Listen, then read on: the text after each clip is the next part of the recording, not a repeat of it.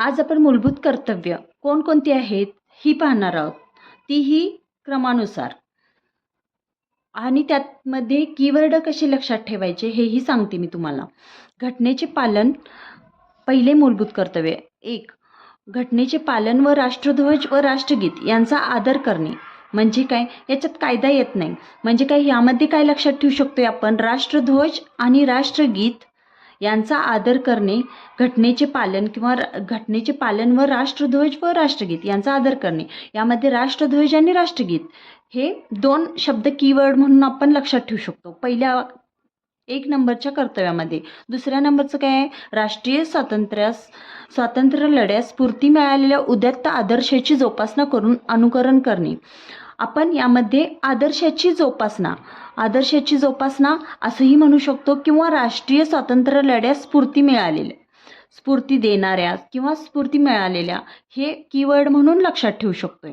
तिसऱ्यामध्ये भारताचे सार्वभौमत्व हा एक कीवर्ड राहील. एकता आणि एकात्मता उन्नत ठेवणे व त्यांचे संरक्षण करणे. म्हणजे भारताचे सार्वभौमत्व, एकता व एकात्मता उन्नत ठेवणे व त्यांचे संरक्षण करणे. त्यामध्ये कीवर्ड कुठले, सार्वभौमत्व, एकता व एकात्मता. याच्यानुसार आपण तिसरं कर्तव्य लक्षात ठेवू शकतो. देशाचे संरक्षण करणे व आवाहन केले जाईल तेव्हा राष्ट्रीय सेवा बजावणे. याच्यामध्ये सुद्धा मूलभूत कर्तव्य 4 मध्ये आपण संरक्षण, देशाचे संरक्षण हा एवढा शब्द लक्षात ठेवू शकतो कीवर्ड म्हणून, किंवा राष्ट्रीय सेवा बजावणे हे सुद्धा लक्षात ठेवलं तरी आपल्याला येऊन जाईल. 5वं कर्तव्य, धार्मिक, भाषिक, प्रादेशिक, वर्गीय भेदांच्या पलीकडे जाऊन भारतातील सर्व जनतेत सामंजस्य व बंधुभाव वाढीस लावणे. स्त्रियांच्या प्रतिष्ठेला उणेपणा आणणाऱ्या प्रथांचा त्याग करणे. यात बालक येत नाहीत, म्हणजे बालक कशात येत नाहीत, स्त्रियांच्या प्रतिष्ठेला उणेपणा आणणाऱ्या प्रथांचा त्याग करणे याच्यामध्ये बालक येत नाहीत. मग आता तुम्ही बघू शकताय, धार्मिक, भाषिक, प्रादेशिक हे एक शब्द आपण लक्षात ठेवू शकतो, किंवा सामंजस्य व बंधुभाव वाढीस लावणे हेही कीवर्ड म्हणून लक्षात ठेवतो, किंवा स्त्रियांच्या प्रतिष्ठेला उणेपणा एवढं जरी लक्षात ठेवलं तरी आपल्याला ओळखता येते की 5वं कर्तव्य कोणतं होतं. 6व्या कर्तव्यात काय सांगितलं, आपल्या संमिश्र संस्कृतीच्या समृद्ध वारशांचे मोल जाणून जतन करणे. म्हणजे याच्यामध्ये आपण संमिश्र संस्कृतीच्या समृद्ध वारशांचे मोल जाणून जतन करणे. ह्याच्यामध्ये संमिश्र संस्कृतीच्या समृद्ध एवढं जरी लक्षात ठेवलं, संमिश्र संस्कृती एवढं जरी लक्षात ठेवलं तरी 6वं कर्तव्य सहज लक्षात राहील.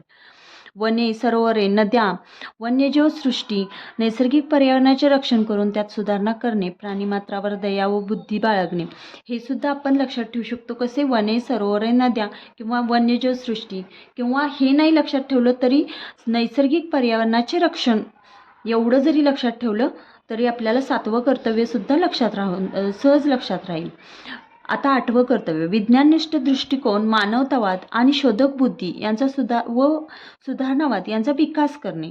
याच्यामध्ये वैज्ञानिक दृष्टिकोन असं जरी म्हटलं तरी लक्षात राहतं.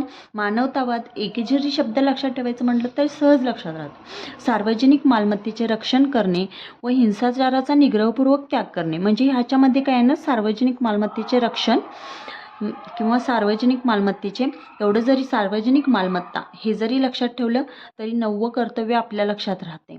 10वं कर्तव्य काय आहे, तर व्यक्तिगत व सामूहिक कार्याच्या सर्व क्षेत्रांमध्ये उत्तमता संपादन करण्यासाठी झटणे. कोणत्या व्यक्तिगत आणि कोणत्या सामुदायिक हे 2 शब्द लक्षात ठेवलं तरी बस झालं.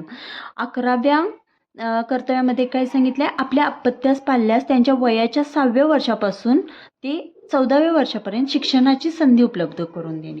किंवा तुम्हाला पाहिजे असेल तर तुम्ही शिक्षणाची संधी, जे की हे ॲड झालेलं आहे नवीन, हे सहज लक्षात राहते. आपण मागच्या व्हिडिओमध्ये जसं बघितलं तसं हे ॲड झालेलं नवीन आहे 11वे, त्यामुळे हे सहज लक्षात राहतं. आपल्याला लक्षात काय ठेवायचं आहे, हे ठेवायचं आहे. तर त्याच्यासाठी आपल्याला काय करायचं आहे, तर पहिल्यामध्ये आपण काय लक्षात ठेवायचं आहे, राष्ट्रध्वज व राष्ट्रगीत हे लक्षात ठेवू शकतो. दुसऱ्यामध्ये काय लक्षात ठेवायचं आहे, दुसऱ्यामध्ये स्वातंत्र्य लढ्याची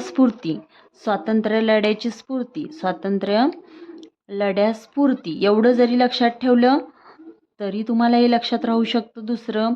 तिसरं काय आपण बघितलं, सार्वभौमत्व किंवा एकात्मता. एकता व एकात्मता. एकता व एकात्मता एवढं लक्षात ठेवलं तरी भरपूर झालं. चौथं काय आहे, राष्ट्रीय सेवा बजावणे. राष्ट्रीय सेवा बजावणे. पाचवं काय आहे, धार्मिक, भाषिक, प्रादेशिक सामंजस्य व बंधुभाव वाढीस लावणे. स्त्रियांच्या प्रतिष्ठेला उणेपणा आणणाऱ्या प्रथांचा त्याग करणे. सहाव्यामध्ये काय आहे, संमिश्र संस्कृतीच्या समृद्ध वारशांचे मोल जाणून जतन करणे. सातवं, वने, सरोवरे, नद्या, वन्यजीव सृष्टी, नैसर्गिक पर्यावरण रक्षण हे येतं. वैज्ञानिक दृष्टिकोन, मानवतावाद हे येतं आठव्यामध्ये. सार्वजनिक मालमत्ता नवव्यामध्ये येतं. व्यक्तिगत सामुदायिक कार्याच्या क्षेत्रामध्ये हे येतं. आणि 11व्यामध्ये काय येणार, 6व्या वर्षापासून ते 14व्या वर्षापर्यंत शिक्षणाची संधी.